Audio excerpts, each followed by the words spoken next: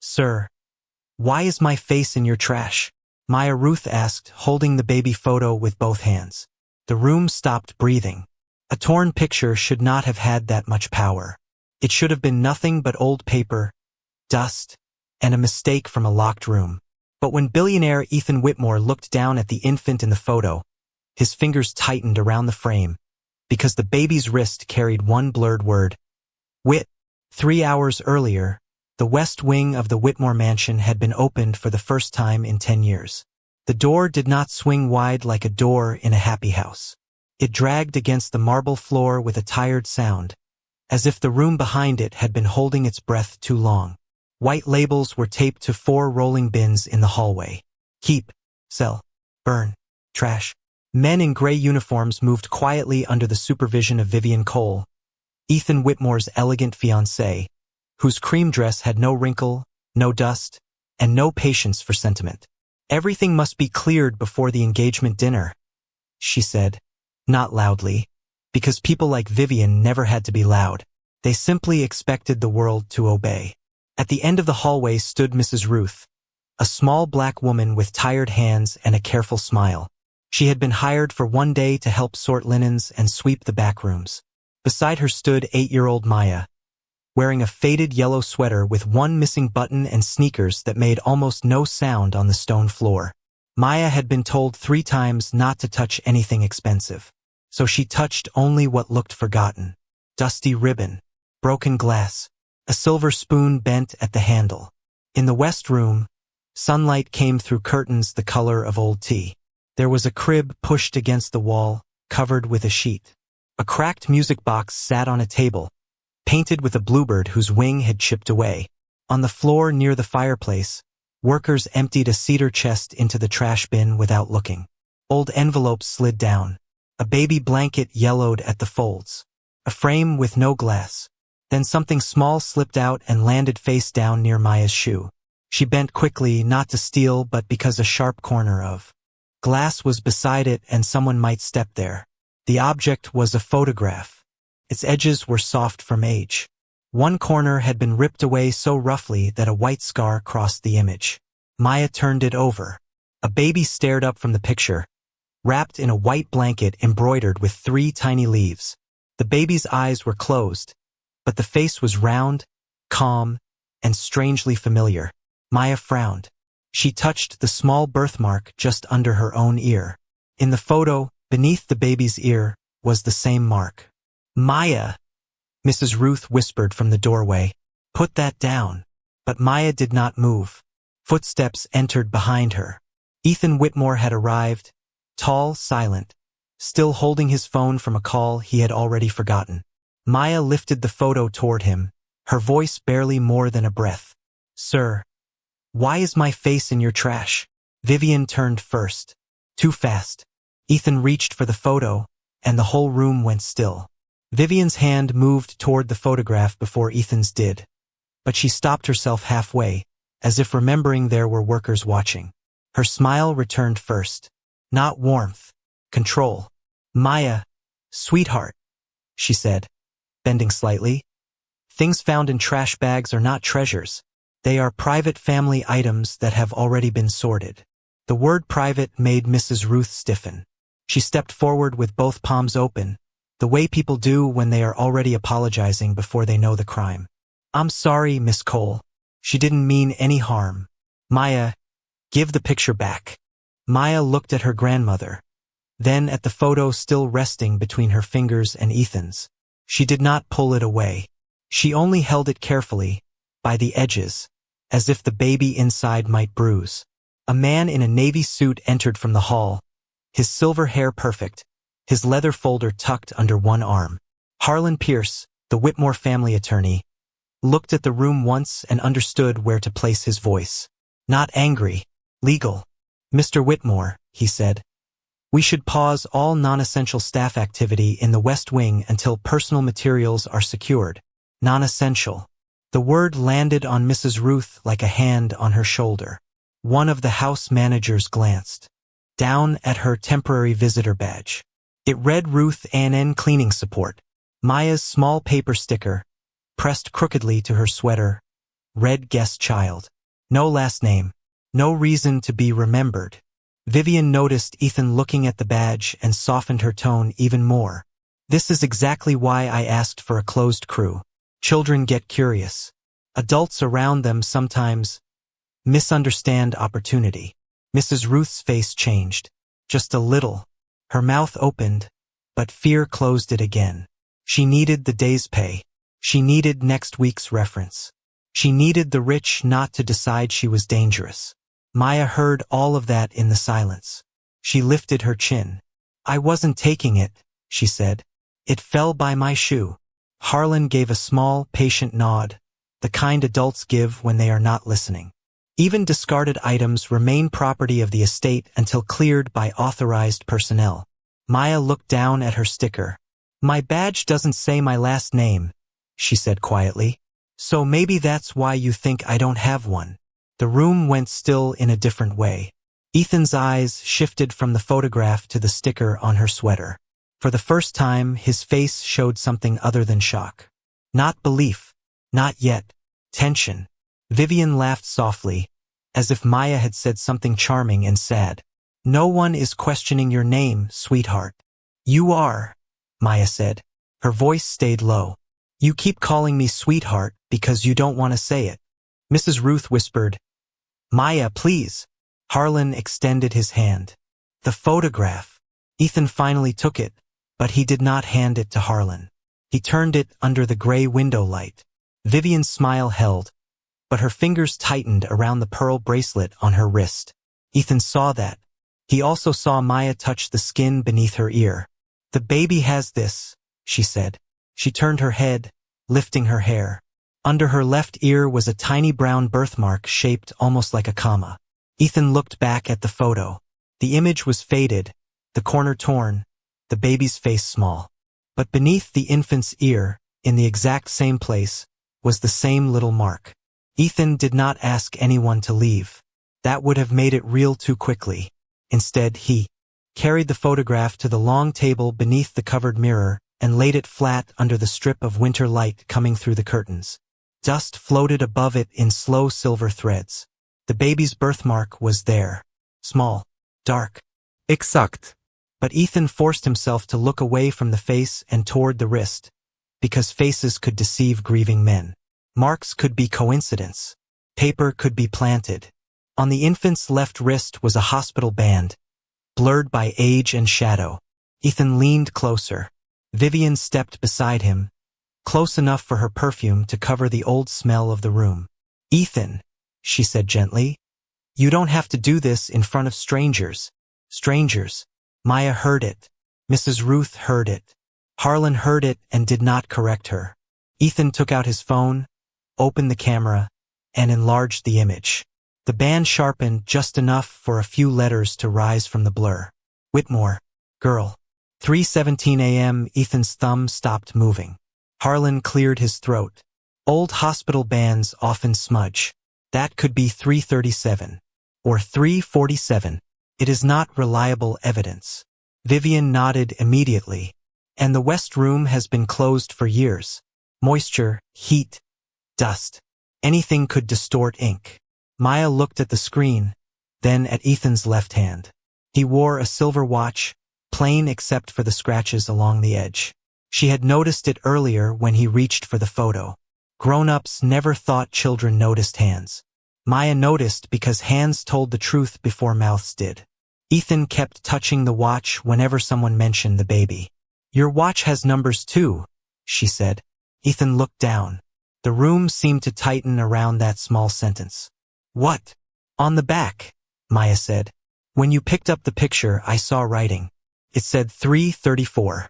Vivian's smile flickered so quickly that only someone watching closely would have caught it. Ethan caught it. He slowly unclasped the watch and turned it over. Engraved on the back, worn from 10 years against his skin, were the words, For Elena. 3:34 a.m. Mrs. Ruth covered her mouth. Harlan's face remained calm, but he shifted his folder from one hand to the other. A memorial inscription, he said. Nothing more. Mr. Whitmore's daughter passed at 3:34. The band in that photograph is too unclear to compare. Maya stepped nearer, but not close enough to touch the table. If she passed at 334, she asked, why does the baby's bracelet say 317? No one answered at first. Outside, a truck door slammed, and the sound rolled through the room like a warning. Vivian reached for the photo again, this time with a little laugh. This is becoming unhealthy. A child should not be asked to interpret medical grief. But as her sleeve lifted, Ethan saw a tiny brown stain on the cuff of her cream dress, the same color as the brittle tape on the torn corner of the photograph. Fresh dust from the old cedar chest. Vivian had touched the photo before. Ethan did not accuse Vivian. He did not ask why her cuff carried dust from a photograph she had supposedly never touched. He only turned the watch over in his palm once, then placed it beside the baby picture. There's a way to check one piece of this, he said. Harlan's eyes narrowed. Ethan, I strongly advise against entertaining. One piece, Ethan repeated. His voice stayed quiet, but the workers stopped moving. He looked at Maya. You said the blanket in the picture looks familiar. Mrs. Ruth went pale. Maya's fingers tightened around the hem of her sweater. Yes, sir. Do you still have it? For the first time, Maya looked afraid. Not because she had lied, but because poor children learn early that when rich people ask for proof, the proof can be used against them. Mrs. Ruth stepped forward. Mr. Whitmore, it's just an old baby blanket. I kept it because she wouldn't sleep without it. It doesn't mean anything. Vivian's face softened with perfect sympathy. Ruth, if you have an item that belongs to this house, now would be the time to return it quietly. The word return made Ruth's shoulders fold inward. Harlan opened his leather folder. Possession of family property connected to a deceased child is not a small matter. Maya looked from the folder to her grandmother's shaking hands. Then she turned and ran into the hallway. No one stopped her. A minute later, she came back carrying a flattened shoebox tied with yarn. The cardboard had softened at the corners from years under beds and in closets. She knelt on the floor, untied it carefully, and lifted out a folded white cloth. It was not white anymore. Time had made it cream. One edge had been repaired with blue thread. Maya held it like something alive. If I'm wrong, she whispered, you can be mad at me, but please don't say Grandma stole me. Ethan's face changed, but only for a second. Lay it beside the photograph. Maya did. Everyone leaned in. In the picture, the infant lay on a blanket with 3 tiny green leaves stitched near the corner.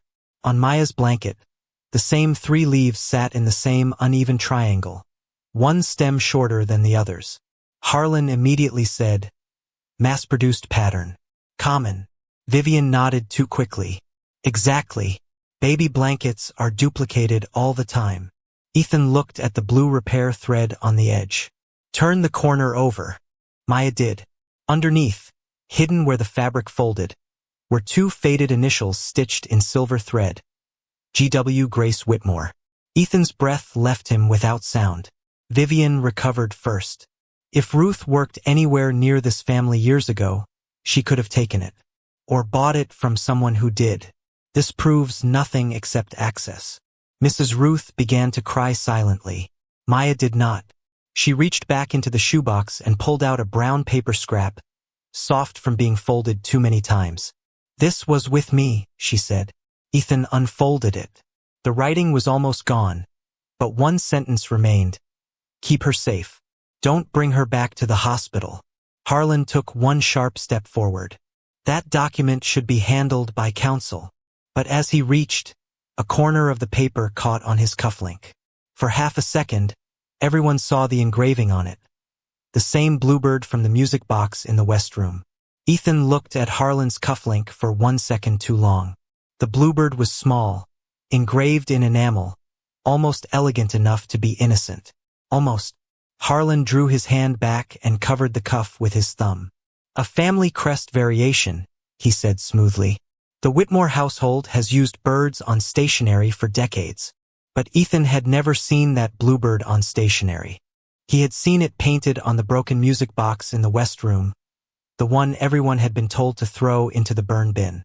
Maya saw Ethan look toward the covered table where the music box Saturday, It makes a sound, she whispered. Vivian turned sharply. What? Maya swallowed. When they carried it, something inside moved. Not music. Something loose. Harlan gave a tired smile. Children imagine noises in old toys. Then let her open it, Ethan said. Vivian's face remained beautiful and calm, but a little color left her lips. Ethan, please. We are standing in dust, upsetting a child and an elderly woman over objects that should have been disposed of years ago. Open it, Ethan said again. This time, no one moved except Maya. She stepped to the table, lifted the Bluebird music box with both hands, and turned the tiny brass key. First, nothing happened. Then the mechanism coughed out 3 thin notes warped by age. Maya frowned and tilted it. Something clicked beneath the bass. There's a line here, she said. Ethan came beside her. Along the bottom panel was a seam so fine it looked like a scratch. Maya pressed the Bluebird's chipped wing, and the panel slid open. Inside lay a miniature cassette wrapped in yellowing tissue. Mrs. Ruth made a sound like a prayer breaking. Harlan's mask finally cracked. Do not touch that without counsel present. Ethan took the cassette anyway. He sent for an old recorder from the security office, the kind still used to review archived interviews. While they waited, Vivian paced once to the window, then stopped, remembering herself. The recorder arrived in a plastic evidence sleeve. Ethan loaded the tape. Static filled the room first. Then a woman's voice, weak, breathless, unmistakably real, came through. Ethan, if you ever find this, they told you she died. She didn't. I heard her cry. Ethan's hand tightened around the edge of the table. Maya's eyes widened, but she did not speak. The voice continued, trembling over hospital sounds in the background. Harlan brought papers while I was drugged. Vivian was outside the door. They said signing would protect the family. They took Elena before morning. The tape clicked, hissed, then caught again. If she has the blanket, look under the leaves. I stitched our initials where no one would check. Ethan slowly turned the blanket over. Beneath the 3 leaves, beside Grace's initials, was one more thread so faded it had almost vanished. E.W. His own initials. Vivian whispered. That could be manufactured. But she said it too fast before anyone had accused her. Ethan looked at her then, truly looked, and the room seemed to move farther away. From the recorder came Grace's final broken sentence. Please tell our daughter her father did not throw her away. No one moved after Grace's voice disappeared into static. Even the old recorder seemed afraid to breathe. Ethan pressed stop, but his finger stayed on the button, white at the knuckle. Vivian was the first to recover. She did it beautifully, a hand to her chest, a wounded look. Ethan, she whispered, that tape is cruel. Whoever made it knew exactly where to cut you. Harlan nodded, already rebuilding the wall. Audio can be edited. Old cassettes can be planted. A grief-stricken man is the easiest person in the world to manipulate. Ethan looked at the tape, then at Maya. She had not cried. She had folded the edge of her baby blanket over once, then unfolded it again, as if the cloth itself might answer what the adults would not. Mrs. Ruth, Ethan said, his voice rough. Where did you find her? Ruth swallowed. Greyhound Station on 32nd. Storm night. She was wrapped in that blanket, inside a laundry basket near the payphones. Date? Harlan asked quickly. Too quickly. Ruth looked down. October 3rd. Maya lifted her head. No, she said softly. Everyone turned. Ruth blinked. Baby, that's what I always told you. Maya reached into the shoebox again and pulled out a bus station receipt, brittle and folded small. You kept this too, she said. I saw it once when I was 6. It scared you, so I pretended I didn't. Ethan took the receipt. The ink was almost gone, but the date remained. October 2nd. 11:48 p.m. Harlan's jaw tightened. A receipt from a bus station proves nothing. Maya pointed to the bottom corner. It has the same bird. There it was, stamped faintly, beside a charity pickup code, Cole Infant Outreach. Vivian's old foundation. The name sat on the paper like a fingerprint. Vivian exhaled. then let sorrow fill her face. Yes, my foundation handled emergency infant placements years ago. We helped women who had nowhere to go. That is not a crime. Was Grace one of those women? Ethan asked. Vivian's eyes softened. Grace was unstable after the birth. Everyone knew that. She may have contacted people without understanding what she was doing. That was the second lie that changed the air. Maya frowned. But the lady on the tape didn't sound like she didn't understand. She sounded scared. Ethan looked at her. Children heard things adults edited out. Fear, breath, truth. Maya touched the recorder. There was a beep behind her voice, like a hospital machine. Ethan rewound the tape 10 seconds and played it again. Beneath Grace's whisper was a steady electronic chirp. Harlan said nothing. Ethan knew that sound. Not from a delivery room. From the private neonatal suite he had paid for, the one only 4 people had access to, Grace, himself, Harlan, and the medical liaison Vivian had recommended. Vivian spoke carefully. You're connecting pieces that grief once connected. Ethan turned toward her. For 10 years, she had stood beside him at memorial dinners, held his hand at charity galas, told him Grace had broken under motherhood, told him the baby had never really had a chance. Now the receipt, the tape, the blanket, the bird, the wrong time, and Maya's face all pointed to one impossible truth. Ethan had not lost his daughter. He had trusted the people who took her. Ethan did not raise his voice. That was what frightened Harlan most. Men shouted when they needed the room to believe them. Ethan simply folded the bus receipt, placed it beside the tape, the photograph, and the blanket, then closed the shoebox with both hands. We're done for today, he said. Vivian blinked. Done? You were right, Ethan said, turning to her with a tiredness that looked almost real. This has become unhealthy. Relief moved across Vivian's face so quickly it might have passed for compassion. She touched his arm. I know this hurts. Let me handle the dinner tonight. Let Harlan secure the room. Ethan nodded once. Secure everything. Harlan straightened. Of course. But when Ethan left the West Wing, he did not go to his bedroom. He walked to the security office, dismissed the 2 junior guards, and called one man. Marcus Vale, a retired federal investigator who had once saved Whitmore Industries from a bribery scandal and had never accepted a favor afterward. No family channels, Ethan said into the phone. No company email. No Harlan. Then he gave Marcus the first instruction. Preserve every camera from the West Wing, loading dock, archive hall, and back staircase. The second instruction. Pull keycard logs for the last 72 hours. The third. Find every file ever connected to Cole Infant Outreach. While Marcus worked, Ethan returned to the hallway outside the West Room and stood beneath the camera dome. Maya stood there too, small under the high ceiling, clutching the shoebox strap with both hands. That camera sees the door, she said. Ethan looked down. Yes, but not the trash bins, she said. The tall vase blocks it. Ethan followed her eyes. Near the doorway sat a marble vase full of dead decorative branches. From the camera angle, it hid the exact place where the trash bag had been staged. Ethan felt something cold settle into place. How did you notice that? Maya shrugged. When people don't want you in a room, you learn where to stand. He did not answer for a moment. Then he took off his suit jacket and draped it over the shoebox in her arms, hiding it from anyone who might pass. Keep this with you, he said. Do not let anyone take it unless I ask you myself. Maya nodded, but her mouth trembled. Will they say Grandma stole me? They will try, Ethan said. Then we will make them prove it. By dusk, Vivian had moved to her next weapon. Reputation. A drafted statement appeared in Ethan's inbox, prepared by Harlan, expressing sympathy for an unfortunate misunderstanding involving a temporary worker's child. It suggested Mrs. Ruth had become emotionally confused and that Maya needed privacy away from the estate.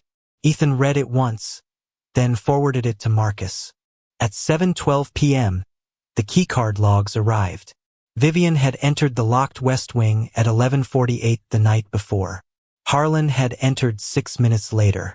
The camera outside the archive hall went black for exactly 7 minutes. When it returned, Vivian was carrying something flat beneath her coat. Ethan saved the file 3 times. Then he walked into the engagement dinner with a calm face and kissed Vivian's cheek. Across the room, Maya saw Vivian watching the shoebox under Ethan's jacket.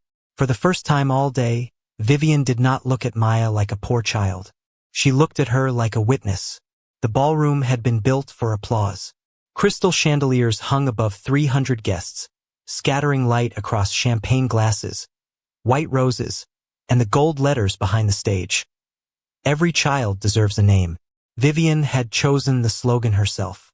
She stood beneath it in a pale blue gown, one hand pressed over her heart as cameras blinked red from the media riser.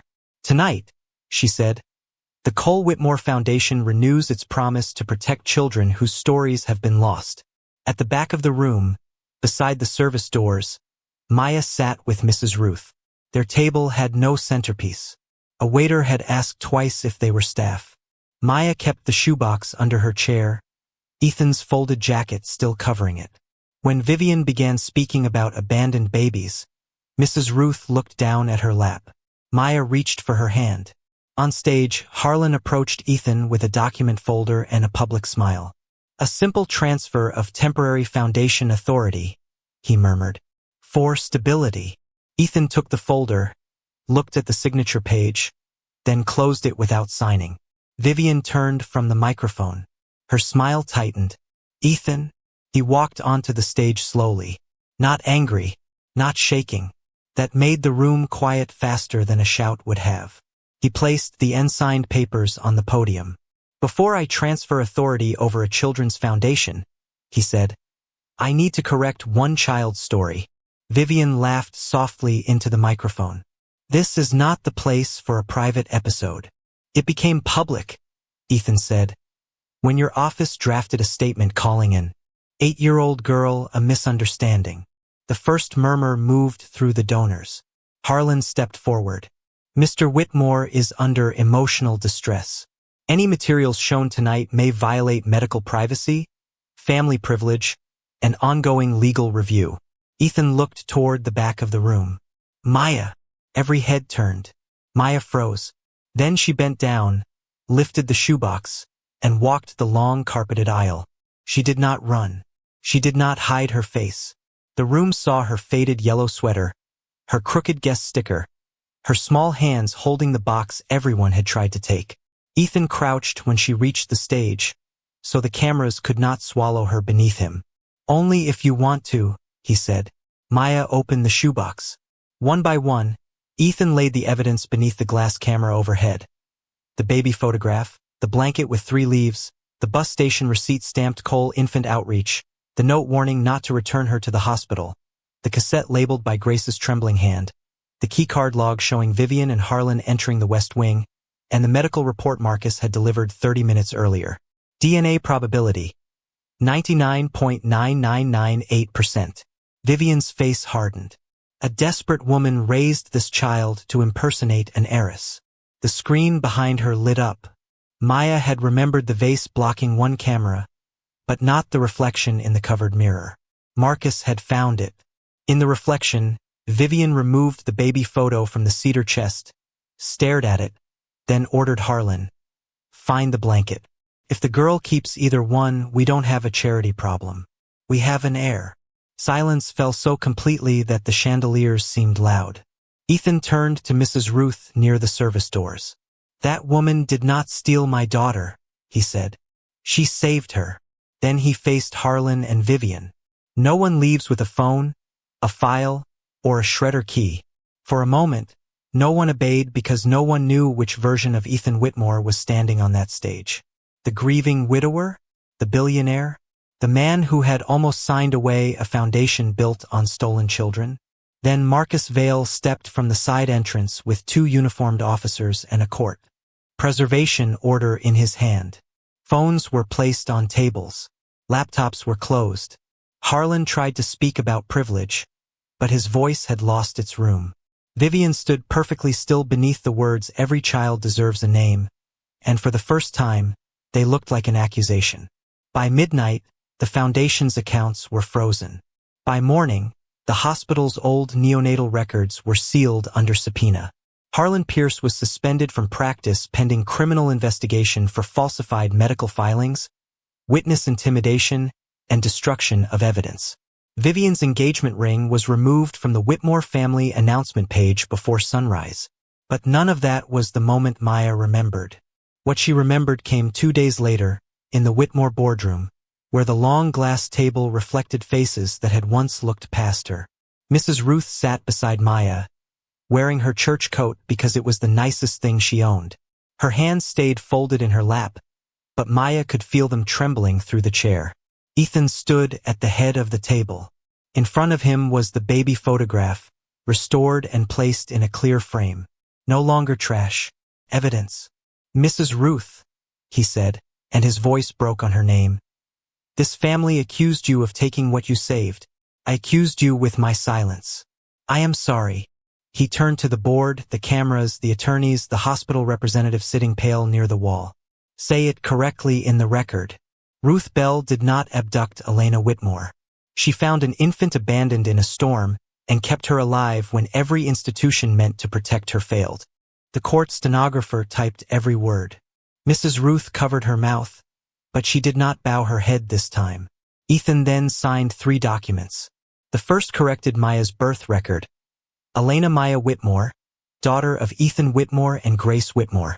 The second appointed Mrs. Ruth as permanent family guardian by Maya's choice, not charity. The third dissolved Cole Infant Outreach and transferred its remaining assets into an independent legal fund to reopen every infant placement tied to Vivian's foundation.